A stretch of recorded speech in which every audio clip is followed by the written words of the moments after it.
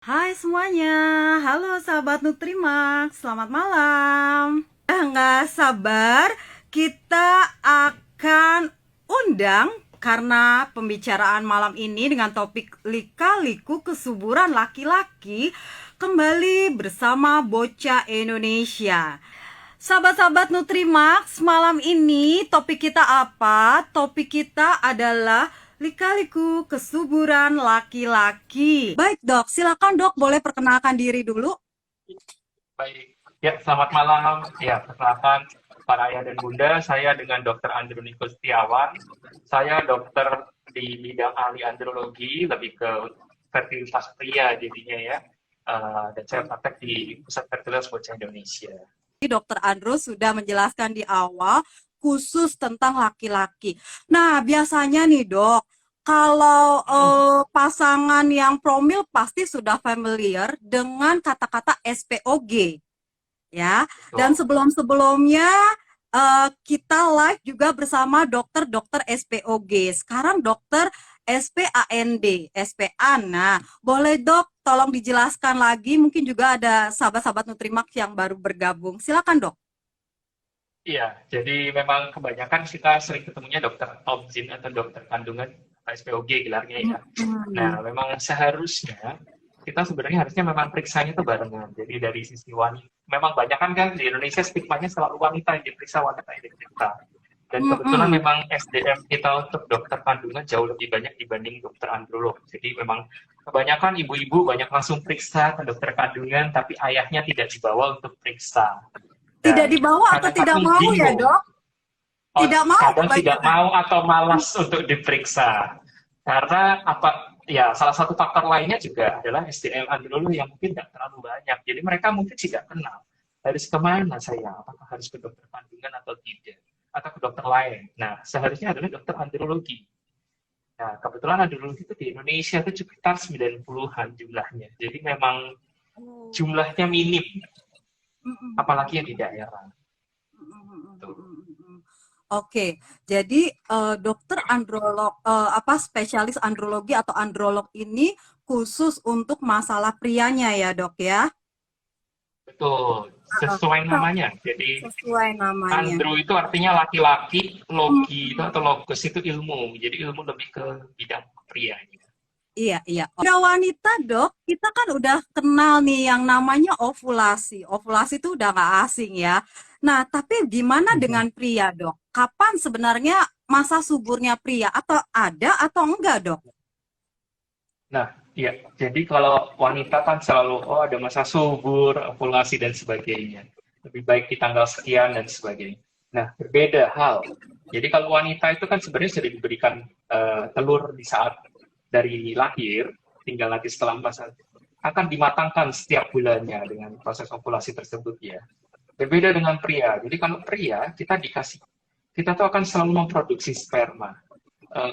Tapi produksi sperma pun tidak instan. Jadi produksi sperma itu berjalan setiap harinya tanpa henti.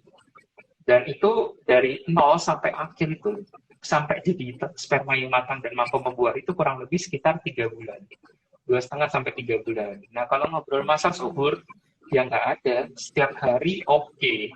Yang penting saat kalau mau dipakai untuk berhubungan, disediakan waktu yang optimal. Jadi puasa seksual diatur minimal 2 hari. Setiap hari baik enggak? Ya enggak, karena gudang spermanya belum terisi dengan optimal. Jadi ya bukan berarti spermanya habis, tapi nggak keisi optimal. Jadi suburnya nggak maksimal. Nah, Oke. jadi puasa seksual harus diatur juga minimal 2 hari. Makanya Oke. suggestion dokter pastikan untuk berhubungan tidak disuruh untuk berhubungan setiap hari, tapi per Heeh. 2 sampai 3 hari. Mm, Dan mm, mm, sperma mm, tetap mm. bisa diproduksi. Sampai tua bisa enggak? Tetap bisa. Mm-mm. Kalau mau baca Mm-mm. artis usia 70 punya anak juga ada gitu. Heeh, Tapi heeh. apakah pasti kualitas umur 70 tahun baik sama umur 30 tahun?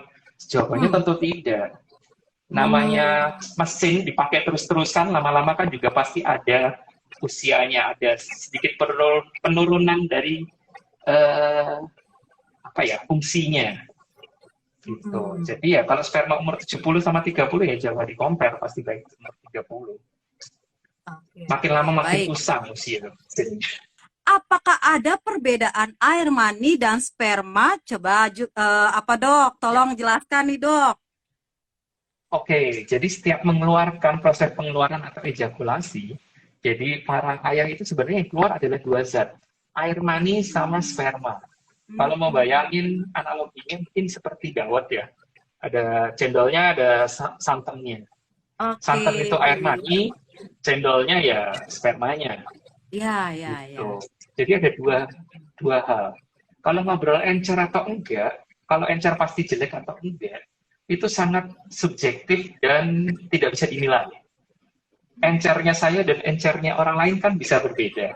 Jadi encer bukan berarti nggak ada spermanya. Harus sangat diperiksa Hmm, di bawah mikroskop untuk lihat sudah spermanya atau enggak. Gitu. Karena nggak kelihatan kasat mata kalau sperma itu. Oke, ini gimana dok? Ciri-ciri sperma yang sehat. Sudah berdasarkan berarti hasil labnya ya dok ya? Iya. Jadi Hmm. kalau mau tahu intinya kalau mau tahu ayam subur atau enggak, Mm-mm. pemeriksaan paling simpel tuh cukup cek sperma, analisa semen. Jadi untuk melihat apakah spermanya oke enggak. Terus apa aja sih sebenarnya dinilai? Banyak. Jadi kalau dari yang makroskopis atau yang kelihatan kasat mata, sekali keluar jumlahnya banyak enggak, volumenya, Oke. warnanya oke enggak, putih keabuan harusnya. Sometimes kan ada yang Hmm. merah, ada yang Mm-mm. lebih kekuningan, kan suspek ada yang Hmm. sesuatu. Terus Mm-mm. kalau mau lihat lainnya ya mungkin pH dan sebagainya kan biar dari lab yang periksa. Lalu berikutnya lihat encernya gimana. Jadi sperma itu pertama keluar pasti akan kental, ada jeli-jelinya. Nah, tapi seharusnya dia akan encer sendiri di bawah 1 jam. Nah, tapi itu biar lab juga yang periksa. Nah, simpel Mm-mm. berikutnya secara mikroskopis. Mm-mm. Mikroskopis baru diperiksa spermanya. Apa aja? Jumlahnya, gerakannya, sama bentuknya. Jumlahnya banyak enggak? Lalu gerakannya kan dilihat, gerak maju, gerak di tempat, sama diam. Kita butuh sperma pasti gerak maju untuk mencari telur ibunya. Kurang lebih harusnya 30%. Lalu bentuk spermanya oke enggak? Cakep-cakep enggak? Gitu. Sama terakhir kalau perlu dilihat, ada enggak sih sel-sel di luar sperma? Contohnya sel Mm-mm. darah merah atau sel darah putih yang untuk menandakan ada infeksi atau ada tanda perdarahan seperti itu.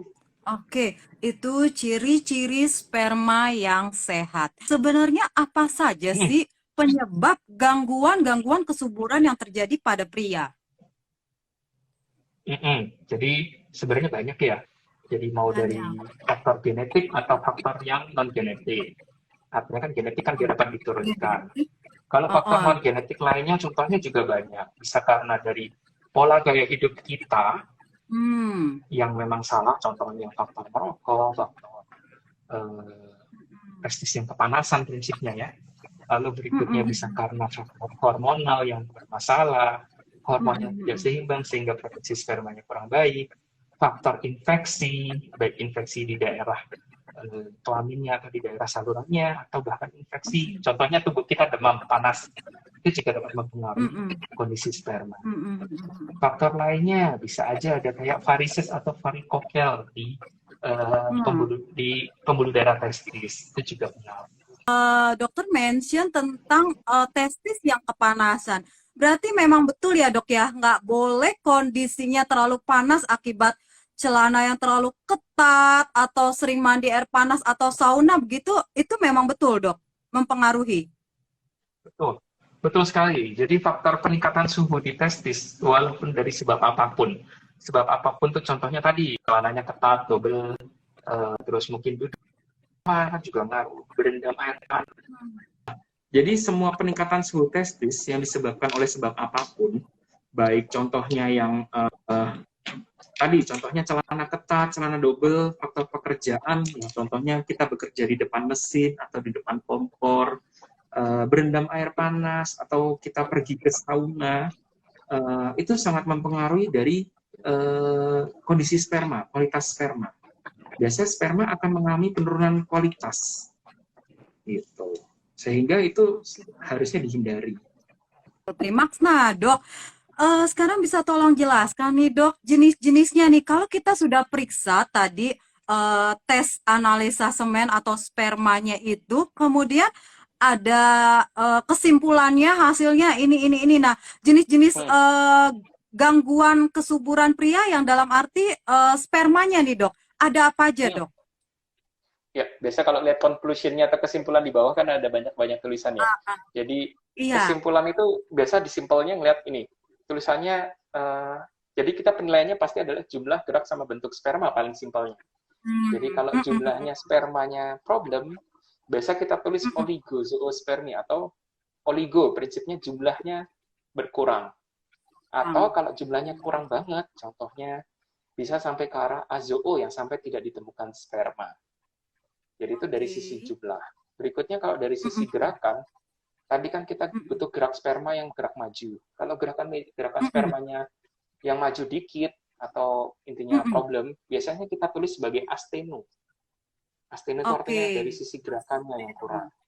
Atau terakhir, kalau dari bentuknya, Mm-mm. biasanya tulisannya adalah terato. Bentuknya tidak sampai angka normal kita. Ada Bentuknya teratonya. yang Nah, tinggal bagus yang problemnya di kayak mana? gimana nih dok? Mm-mm. Nah, biasa bentuknya itu Bentuknya. akan kita nilai. Kita nilainya dengan pembesaran 1000 kali, lalu kita lihat bentuk kepala, ekor, dan lehernya.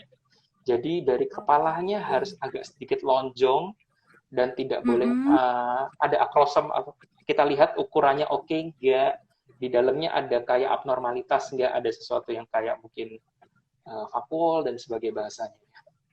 Kadang-kadang kepala itu terlalu besar, terlalu bulat, terlalu lonjong, terlalu pipih, itu juga nggak baik. Itu kita sebut Oke. bentuknya nggak normal. Atau Oke. lehernya harusnya nempel, insersinya pas di tengah. Atau Hmm. lehernya suka ada kayak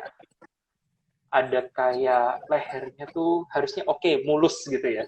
Sometimes Mm-mm. suka ada kayak residual, Oh, ada kayak bentuknya kayak gondongan gitu cabang? bahasa simpel, Oh, lehernya oke. besar dan sebagainya. Nah, itu adalah Mm-mm. salah satu bentuk yang nggak normal. Dan ekornya dilihat, ekornya satu, terus ukurannya oke dan tidak Mm-mm. terlalu melingkar. Nah, itu baik Mm-mm.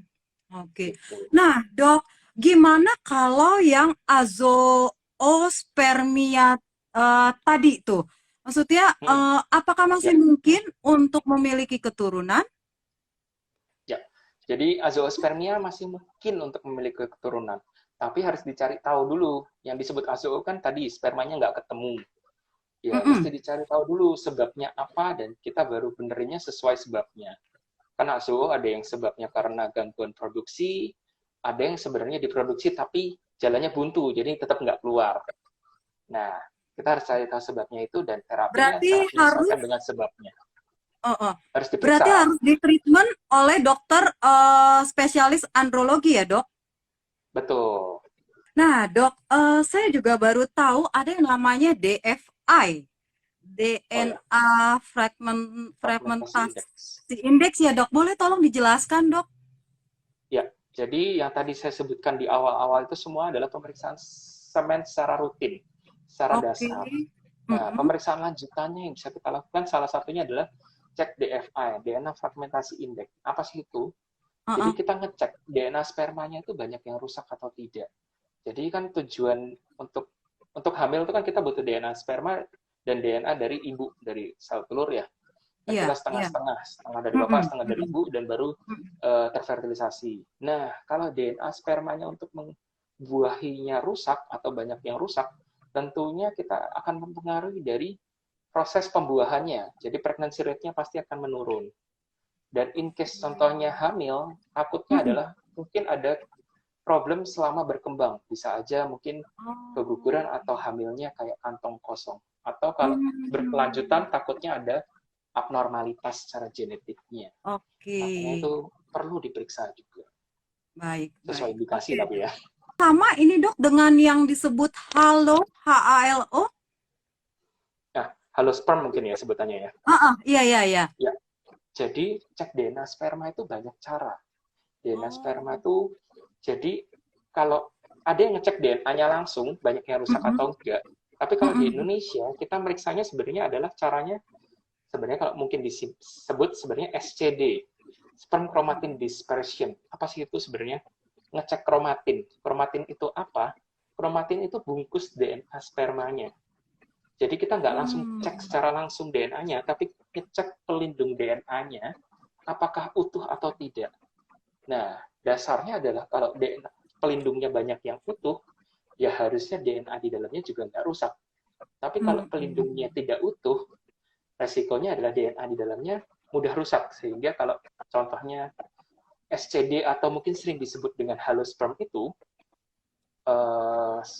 angkanya tinggi, ya pelindungnya spermanya banyak yang rusak, ya chance untuk DNA spermanya tentunya untuk rusak jauh lebih tinggi. Makanya harapannya DNA sperma yang rusak jumlahnya di bawah angka referensi kita.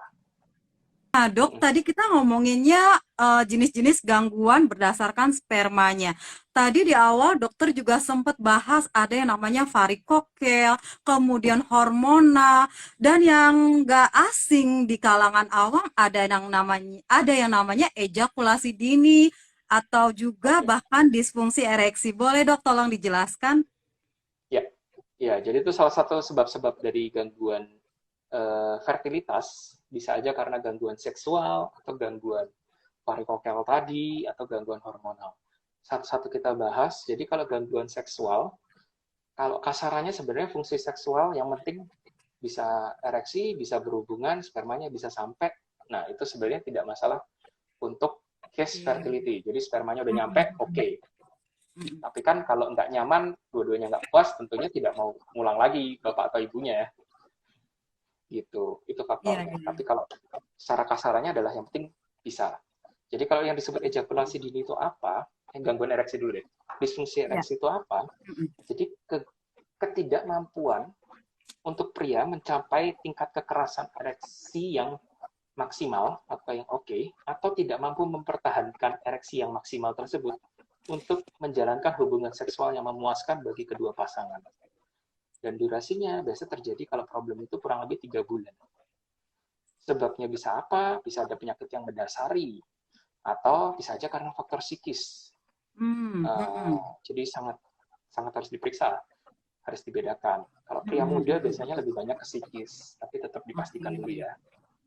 Nah, kalau nggak bisa ereksi, tentunya nggak bisa untuk berhubungan, sehingga nggak bisa menyampaikan atau menyalurkan spermanya ke tempat ibunya. Nah, kalau yang disebut ejakulasi dini apa?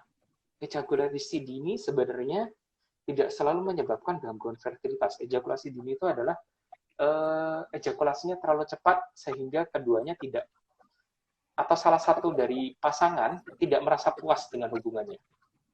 Waktu berapa lama durasi yang oke, sangat variatif sebenarnya. Secara medis sih yang penting di atas 3 menit sih. Tapi disebut problem adalah kalau memang salah satu dari pasangan tidak puas. Kalau contohnya berhubungannya 2 menit udah keluar tapi dua-duanya puas, ya itu nggak disebut ejakulasi dini, kita sebut oke-oke aja. Nah, ejakulasi dini apa yang sampai mengakibatkan gangguan fertilitas? Ya kadang-kadang kita ada yang belum masuk untuk penetrasi udah keluar duluan. Ya jadinya pasti ada gangguan untuk kasus fertilitasnya tersebut. Nah, yang case yang gitu yang bikin problem. Lalu dilanjut apa ya? Varikokel. Kita bahas satu-satu aja. Varikokel itu kayak varises, jadi pelebaran pembuluh darah di pembuluh darah testis. Efeknya apa? Satu, tentunya dengan pembuluh darah lebih besar, darah itu suhunya lebih tinggi. Jadi peningkatan suhu di testis akan terjadi. Dan yang kedua, aliran darahnya tidak lancar. Terkadang terjadi reflux atau aliran darah balik. Nah, darah yang tertinggal atau yang nggak tersalurkan keluar itu dianggap semacam radikal bebas atau oksidatif stres untuk sperma. Kasarnya racun untuk sperma gitu ya. Gitu. Sehingga bisa aja bikin problem. Butuh operasi nggak atau butuh penanganan lebih lanjut nggak? Belum tentu. Jadi sering dengar kan operasi varikokel dioperasi dan sebagainya. Tidak wajib. Tidak semua varikokel bikin problem di sperma dan wajib dioperasi. Indikasi operasinya adalah memang satu, kalau bikin satu ada rasa sakit ayah, atau yang kedua bisa aja karena spermanya jelek banget dan kita tidak ketemu sebab lainnya. Cuma ketemunya cuma varikokel aja nih. Nah, itu baru indikasi operasi. Tapi kalau selain itu nggak perlu. Apalagi tadi ya hormonal. Faktor hormonal sebenarnya kapan kita periksa hormon? Hormonal sebenarnya sangat mempengaruhi ya. Tapi kita tidak selalu periksa hormon-hormon tersebut untuk para pria untuk kasus fertilitas. Biasa kita periksa cuma Oh, memang kalau ada indikasi. oh, Indikasinya gimana? Contohnya jumlah spermanya kurang mm-mm, banget. Nah, itu biasa mm-mm, baru kita lakukan pemeriksaan hormonal. Untuk cari tahu apa? mm-mm, Basicnya untuk cari tahu problemnya. Baik dari, ya kayak bayangin produksi itu kan ada supply bahan, ada mm-mm, case produksinya, dan faktor mm-mm. distribusinya. Nah, itu kita lihat apakah ada gangguan produksi atau gangguan dari distribusi Oke. gitu. Intinya kita mau lihat kinerja testisnya masih oke enggak, atau mungkin kurang Mm-mm, bahan yang which is dari otak untuk memproduksi hormonnya, atau sebenarnya mm-mm, semua oke, cuma mungkin jalannya buntu mm-mm. sehingga spermanya nggak sampai dengan di tempat tujuan kita. Dok, tips-tipsnya nih, tips-tips apa saja sih untuk meningkatkan kesuburan pria?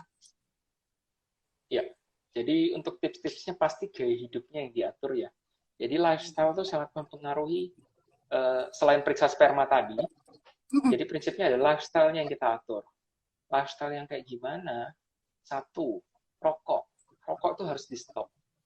Jangan sampai beralasan tetangganya merokok tapi tetap punya anak dan sebagainya.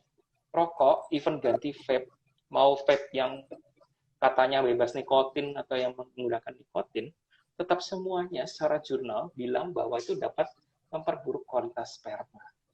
Tapi kan memang nggak 100% jelek, sekian persen. Ya intinya kalau kita promil, selalu ambil play safe. Nggak usah mikir, oh saya nggak kok, saya tetap yang bagus. Ya nggak, kita tetap play safe. Kita tahu itu jelek, ya kita hindari. Jadi pasti suruh stop rokok, stop alkohol, terus tadi kurangi paparan-paparan yang membuat testis panas, baik celana double, celana ketat, uh, ya faktor pekerjaan, contohnya naik motor atau berdiri terlalu lama itu juga mempengaruhi, atau duduk terlalu lama. Nah, berikutnya, selain itu, gaya hidup sehat lainnya adalah mungkin butuh olahraga, olahraga rutin. Olahraga yang dimaksud ya intensitas ringan sedang, ya jalan atau jalan cepat atau jogging itu cukup setengah jam setiap hari. Lalu berikutnya lagi, gaya hidup sehatnya adalah makan. Makanannya mulai diatur dietnya. Ya, rendah karbohidrat, rendah lemak, dan tinggi protein. Dan perbanyak buah dan sayur, karena banyak antioksidan atau yang kita sebut mikronutrien untuk memperbaiki kualitas sperma. Ini ada pertanyaan dari Triwahyudi Heru. Nah, Dok, kalau pernah operasi varikokel, kemudian terjadi kekambuhan, apakah harus operasi lagi? Ya, Kekambuhannya seperti apa ini? Atau ada cara lain, Dok, untuk memperbaiki kualitas spermanya? ya. Oke. Pertanyaannya bagus ya. Sebenarnya banyak juga orang yang tadi saya bilang, varikokel langsung operasi dan sebagainya. Jadi, kalau varikokel terus muncul lagi, perlu dioperasi enggak? Sebenarnya di beberapa jurnal bilang nggak perlu. Karena Hmm. varikokel memang terkadang seperti teraba muncul kembali, tapi sebenarnya tidak memberikan efek karena sudah pernah dioperasi. Nah, pertanyaannya adalah apakah kualitas spermanya jelek hanya karena varikokel? Itu yang makanya saran Hmm. saya Bapak disarankan untuk periksa, jangan-jangan ada sebab lain selain varikokel nih. Oke. Jadi jangan terlalu berfokus pada satu hal, kan bikin Heeh, heeh, heeh. apa yang terjadi belum tentu cuma karena satu faktor, bisa multifaktor Oke. gitu. Ya, ya, ya. Nah, Dok, tadi masih melanjutkan varikokel itu, misalnya Dok Hmm. operasi nih, kemudian tadi yang bisa muncul laginya itu bisa nggak Dok pembuluh darah lain, tetapi misalnya di testis kanan, misalnya operasi taunya muncul varikokel di testis kiri gitu, bisa nggak Dok seperti itu? Ya jawabannya mungkin, Mungkin. sangat bisa. Oke, oke. Dan memang biasa prevalensi paling sering varikokel itu seringnya di kiri, Kenapa karena begitu tekanannya Dok? tadi. Apa ada apanya jurnalnya gitu? Memang secara faktor anatominya, jadi memang sudah ada eh, Oh, pembuluh darahnya ada sedikit terjepit sehingga tekanannya lebih tinggi sehingga mudah terjadi case varikokel. di kiri Dok, Simple. Di kebanyakan. kiri, betul. Kebanyakan di Oke, kiri. oke. Pertanyaan berikutnya dari Bagus Cahyadi. Dok, apa benar nih kopi hitam, soda, minuman kaleng dapat mempengaruhi kesuburan pria? Ya, eh, pertanyaannya bagus. Jadi kalau kopi, satu-satu kali ya. Kalau kopi dianggap bisa memperburuk kualitas sperma, enggak, sebenarnya cukup kontroversial. Selama Hmm. sebenarnya saya tidak pernah melarang pasien untuk minum kopi. Pasien boleh minum kopi, silahkan. Yang penting dilimitasi, dibatasi. Batasinya berapa? Kurang lebih 1 sampai 2 cangkir setiap harinya. Jadi jangan banyak-banyak. Orang minum 5 cangkir, ya pasti jelek. Lalu kalau yang lain-lain, minuman soda dan sebagainya, mungkin relatif lebih jeleknya karena eh, gulanya dan sebagainya ya. Minuman soda kan relatif manis, sehingga itu juga dapat mengakibatkan bisa sakit gula, dan kalau Mm-mm. sakit gula kan aliran darahnya nggak baik, yaitu juga jalannya panjang untuk memperburuk kualitas sperma, tapi tentunya akan jelek. Hmm. Makanya semua hal sebenarnya tidak dilarang literally 100%, tapi yang penting dibatasi. Lanjutkan, Bagus Cahyadi. Saya sudah 2 kali tes sperma dalam kurun waktu 3 tahun belakangan, dan istri sudah sampai tahap HSG. Hasilnya alhamdulillah paten. Namun sampai sekarang belum dikaruniai anak. Mohon sarannya, Dok. Nah, itu Ya, Dok, berapa jadi kali sih tes sperma, Dok? Ini 2 kali dalam kurun waktu 3 tahun. ya jaraknya jauh sebenarnya. Wah, Jadi kalau kejauhan cek ya, Dok. sperma sebenarnya, ya cek sperma itu jangan pernah dijudge dalam 1 kali. Tentunya pasti perlu dijudge dalam minimal 2 sampai 3 kali periksa. Nah, 2 sampai 3 kali periksa ini untuk melihat apa? Mengurangi angka kebetulan. Sperma kan naik turun. Jadi sometimes baik, sometimes enggak, walaupun orangnya itu normal-normal aja. Kita cari angka baseline. Nah, kalau jaraknya 3 tahun ya tentunya kelamaan. Karena pembuatan sperma aja kan kalau bisa dijarak ya kurang lebih 1-2 bulan, gapnya itu cukup. Kecuali memang ada indikasi khusus, sometimes kita periksanya lebih cepat atau lebih lama, ya itu tergantung judge para dokternya masing-masing. Tapi yang minimal kalau mau di gap ya kurang lebih 1 sampai 2 bulan. Kalau spermanya oke, ya mungkin nanti rutin periksa mungkin per 3 sampai 6 bulan dari saya. Terus tadi semuanya spermanya oke. Jadi untuk hamil sebenarnya kan butuh dilihat macam-macam. Satu dari sel telurnya dari dokter kandungan. Sel telurnya oke enggak? Jumlahnya banyak enggak? Apakah bisa subur atau bisa banyak, bisa besar enggak? Berikutnya salurannya. Mungkin pemeriksaannya perlu lihat saluran tubanya, ya biar ke dokter kandungan aja. Kalau oke, berikutnya lihat spermanya oke enggak, jumlahnya oke enggak, jumlah dan kualitas lainnya. Terakhir kalau perlu lihat kondisi rahimnya. Kalau sudah coba alami bertahun-tahun, ya jangan coba alami lagi, coba ke dokter. Kan sometimes ada yang kita sebut unexplained infertility. Jadi kasus-kasus, sepertiga kasus di dunia ini, kasus fertilitas itu adalah unexplained. Atau sebenarnya semua baik-baik aja, tapi nggak bisa dijelaskan secara ilmiah. Nah, kalau unexplained perlu apa ya? Bisa ke dokter, kalau memang diperlukan baru mungkin teknik reproduksi berbantu, mungkin kayak kawin suntik dan sebagainya. Dari Ulu Belu. Dok, jika pengecekan hormon pada laki-laki, hasil LH, wah ini dia baru cek hormon dok. Hasil LH 10,9, FSH 5,5, testosteron 529,4.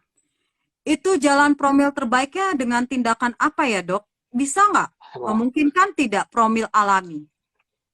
wah, kalau pertanyaannya gitu susah jawabnya ya. Jadi kan mesti lihat kondisi spermanya juga. Kan kita nggak bisa lihat cuma dari hasil hormonal. Oke. Ya, konsultasikan aja ke dokternya. Jadi Pas butuh bawa periksa hasil hasilnya ya dok ya? spermanya, Bawa bawa hasilnya hasilnya, ke dokternya. betul, termasuk hasil spermanya dan kalau perlu diperiksa fisik. Kita lanjut lagi, Dok. Tadi kan dokter bilang untuk apa olahraga cukup jogging, misalnya cukup 30 menit setiap hari. Kalau yang terlalu over, Dok, ada suami-suami yang memang hobi banget olahraga. Itu benar nggak, Dok, mempengaruhi kesuburan? Artinya menjadi kurang subur karena over olahraga. Ya, jadi sangat mungkin ya. Jadi olahraga tadi kenapa saya bilang sebenarnya harusnya dilihat adalah intensitasnya. Intensitas yang oke adalah ringan sampai sedang. Kapan kita nilai intensitas ringan sampai sedang? Sangat bergantung dari masing-masing orang. Orang nggak pernah olahraga disuruh lari ya capek. Tapi kalau orang biasa lari, disuruh lari ya baik-baik aja. Intensitas masing-masing kita lihat dari heartnya masing-masing dalam melakukan kegiatan tersebut. Nah, kalau olahraganya terlalu berlebihan, baik dari intensitas atau maupun durasi, itu sangat mempengaruhi. Ngaruhnya di mana?